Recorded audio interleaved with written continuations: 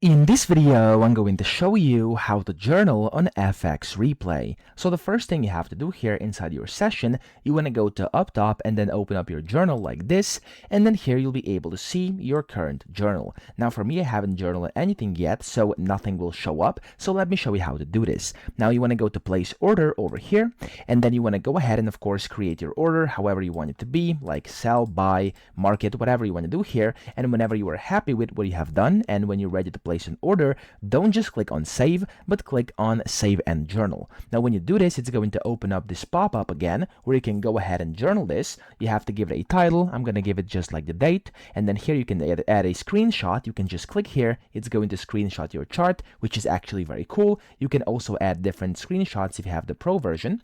And then here you can see the details. You can add it to a checklist if you have any of the checklists. You can add tags if you want to. And then also you can select your confidence level. Let's say I'm going to do a sweet 50 over here. You can rate your trade. I'm going to do a 5-star. And then the notes, I'm going to type in first trade like this. And then you can also format this however you want. Click on the save button. And just like that, you've basically successfully journaled. Okay. And if I now go ahead and open up the journal over here, I should be able to see my journal trades in here inside my journal. And if I go ahead and go out of my trading into the dashboard, and if I go to the journal button over here, as you can see, there we go, my trade has been journaled. So that's how to do it. I hope this video helped you out. If it did, please subscribe to the channel and help me out as well.